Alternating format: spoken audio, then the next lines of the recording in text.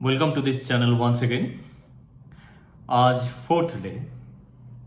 Fourth ডেতে আমাদের যেটা ডিল করার কথা সেটা হচ্ছে ফ্রেজেস অ্যান্ড ক্লজেস। ফ্রেজ আর ক্লজ নিয়ে কিছু আইডিয়া তোমাদেরকে দেব, সিম্পল কিছু আইডিয়া। আর ক্লজের ইন ডিটেইল ক্লাস তো পরবর্তীকালে যখন হবে তখন ক্লজ অনেক বেশি করে ডিসকাশন হবে। আজকে তিনটে বই নিয়ে তোমাদেরকে আইডিয়া দেবো বলে তিনটে বই নিয়ে বসেছি। First one is Nesfield, then Wren Martin and PK Dey Sarkar. তিনজন রাইটারই খুব তাবড় রাইটার। তিনজন কি বলছেন আমরা সেটা একটু দেখে নেবো। সবাই খুব অল্প বিস্তর বলেছেন, মানে ফ্রেজ আর ক্লজ এর মধ্যে ডিফারেন্সিয়েট করে, দুটোর মধ্যে ডিফারেন্স করে কিছু আইডিয়া তারা দিয়ে রেখেছেন। চলো আমরা দেখি কি বলছেন। Phrases and clauses. ফ্রেজ, ধরো একটা বইতে আমরা পাচ্ছি যে কাম অ্যাট ওয়ান্স। ফ্রেজ নিয়ে বলা হচ্ছে come at once. He came to see me. She was at the point of death. এগুলো হচ্ছে ফ্রেজের মধ্যে। ক্লজের মধ্যে কি, I know that he is ill. I know that he is ill. The boy who did it is my brother. I went after he had gone. তাহলে দেখো একদম ফার্স্টে যেগুলো বললাম যে কাম অ্যাট ওয়ান্স বা consider this sentence in a corner, sentence নয়, মানে এই যে এই পার্টটুকু দেখো, ইন আ কর্নার, একটা কর্নারে, ইন আ কর্নার। তাহলে ইন আ কর্নার এটা কি হলো, একটা ফ্রেজ বলা হচ্ছে। কেন কি, ক্লজটা কি, ক্লজটা হচ্ছে একটা সাবজেক্ট থাকবে, একটা ভার্ব থাকবে, অ্যাটলিস্ট একটা সাবজেক্ট থাকবে, একটা ভার্ব থাকবে ক্লজে। ফ্রেজে কি থাকবে, সাবজেক্ট ভার্বের ব্যাপারগুলো নেই। ক্লজ কি দেবে, একটা কমপ্লিট সেন্স তোমাকে দেবে, কিন্তু ফ্রেজ কিন্তু কোনো কমপ্লিট সেন্স দেবে না। তাহলে ফ্রেজের ইউজটা কি আর ক্লজের ইউজটা কি? ফ্রেজের ইউজ হচ্ছে আমরা আমাদের কনসেপ্ট আইডিয়া ক্লিয়ার করার জন্য ফ্রেজ ইউজ করব। কোনো আইডিয়া একটা কোনো ফ্রেজ কোনো আইডিয়াকে আমাকে ক্লিয়ার করতে হেল্প করবে। তারপর ফ্রেজ হচ্ছে কয়েকটা ওয়ার্ড পাশাপাশি বসবে, সেটা কি করবে, সেটা তার মধ্যে সাবজেক্ট ভার্ব ব্যাপারগুলো নেই, যেটা এক্ষুনি বললাম। ক্লজে কিন্তু সাবজেক্ট ভার্ব ব্যাপারগুলো থাকবে এবং কমপ্লিট একটা আইডিয়া ও নিয়ে আসবে। তাহলে ইন আ কর্নার এটা কি হলো, এটা একটা phrase. The sun rises in the east. ধরো in the east, Wren Martin থেকে এই ফ্রেজগুলো আমরা পাচ্ছি যে ইন দ্য ইস্ট পূর্ব দিকে। On a wall, Humpty Dumpty sat on a wall. On a wall এটা একটা phrase. There came a giant to my door. To my door এটা একটা phrase. It was a sunset of great beauty. Of great beauty. The tops of the mountains. Of the mountains phrase. Show me how to do it. Show me how to do it এটা হলো। তাহলে এগুলো হচ্ছে সবই phrase. How to do it, show me how to do ইট। তো এখানে phrase, পিকেতে সরকারের phrase বলছে, আ phrase is a group of words that does not make a complete sense. A phrase is a group of words that does not make a complete sense and does not contain a finite verb. এর মধ্যে কোনো finite ভার্বই নেই। Expressed or understood but is used as a single part of speech. তাহলে এটা কি হচ্ছে, একটা single part of speech হিসেবে ফ্রেজটা ইউজ হচ্ছে। আমরা অলরেডি কয়েকটা এক্সাম্পল দেখেছি, যেমন এখানে আবার কতগুলো এক্সাম্পল দেখছি যে at once, to see me, at the point of, to see, at once, to see, at the point of. ঠিক আছে, এগুলো সবই হচ্ছে ফ্রেজ। আবার দেখো অ্যাডভার্বিয়াল ফ্রেজ আছে, প্রিপোজিশনাল ফ্রেজ আছে। অ্যাডভার্বিয়াল ফ্রেজের কিছু এক্সাম্পল আমি তোমাদেরকে দিই, কনসেপ্ট আরো ক্লিয়ার হবে। অ্যাবাভ অল, অ্যাবাভ বোর্ড,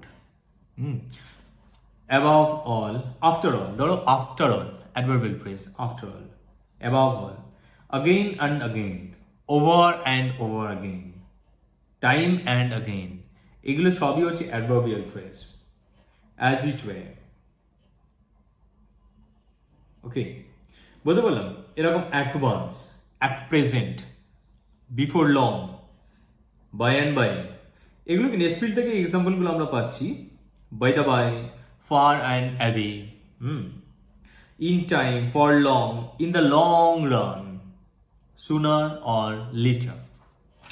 এই ফ্রেজগুলো দেখো, now and then, every now and then, of course, on high, on the alert, on the contrary, okay, once again, now and again, once for all, এরকম অনেকগুলো আছে যেগুলো adverbial phrase হিসেবে আমরা এগুলোকে use করে থাকি। To and fro, on the morrow that is tomorrow, on the morrow, ঠিক আছে, এগুলো হচ্ছে অ্যাডভার্বিয়াল ফ্রেজ। আবার প্রিপোজিশনাল ফ্রেজ কতগুলো এক্সাম্পল আমরা দিই এখান থেকে, নেসফিল্ডের বইটা থেকে প্রিপোজিশনাল কিছু ফ্রেজ, যেমন কি হচ্ছে as to, at home, in, at enmity with, at variance with, কতগুলো আছে। The following examples show how the prepositional phrases are used. এগুলোকে বলা হচ্ছে principal prepositional phrases. Every such phrase ends in a simple preposition. যেমন because of, at enmity with, by dint of, by force of, by means of, by virtue of, for fear of, for the purpose of, okay, for the sake of, for want of, in accordance with,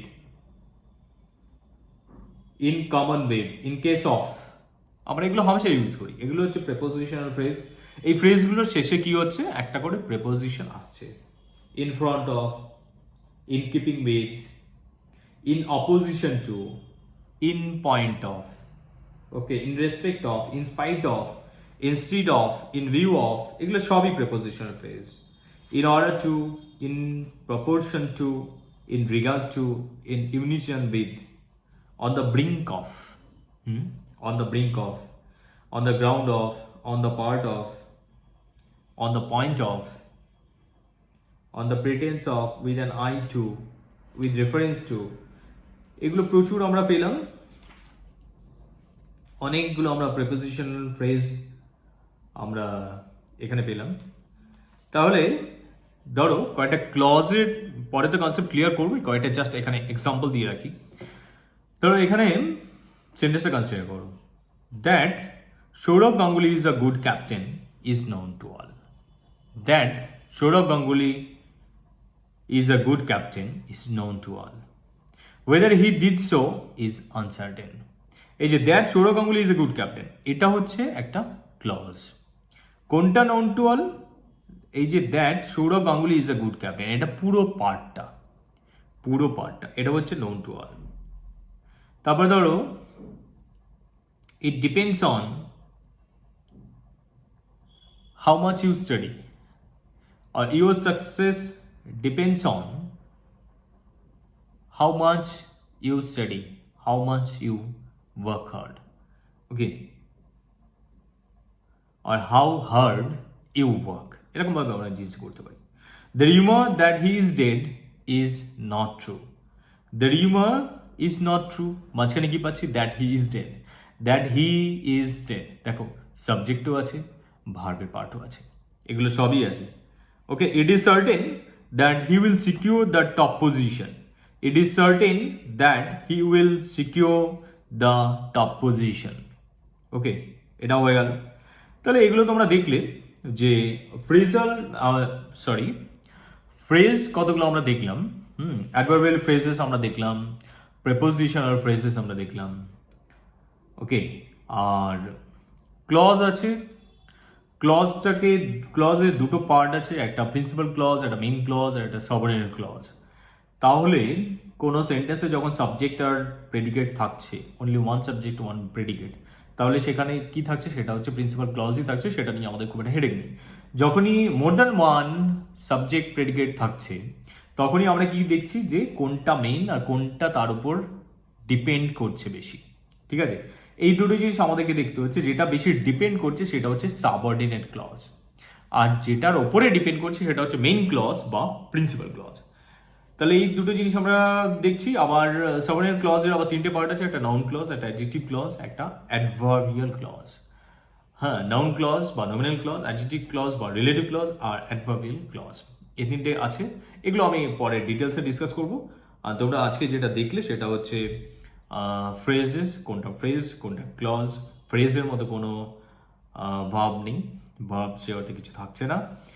আর ক্লজের মধ্যে অবশ্যই একটা subject, at least একটা subject, একটা verb থাকছেই, ঠিক আছে। এবং ক্লজটা complete sense দিচ্ছে, আর ফ্রেজ কিন্তু কমপ্লিট সেন্স দিচ্ছে না, কিন্তু ফ্রেজগুলো আমাদের লাগছে, ঠিক আছে। ফ্রেজগুলো লাগছে কি, আমাদের সেন্টেন্সগুলোকে আমরা আরো সুন্দরভাবে কমপ্লিট করছি। এই কমপ্লিট করার জন্য কিন্তু আমাদের ফ্রেজে ইউজ হচ্ছে, ঠিক আছে। তোমরা কিছু কোয়েরি থাকলে এখানে কমেন্ট সেকশন আমাকে জানিও। আর যদি ভালো লাগে তাহলে একটা লাইক দিতে অবশ্যই ভুলো না, ঠিক আছে। তোমাদের কমেন্টের জন্য কিন্তু আমি অপেক্ষায় থাকবো। ওকে, টাটা, বাই বাই।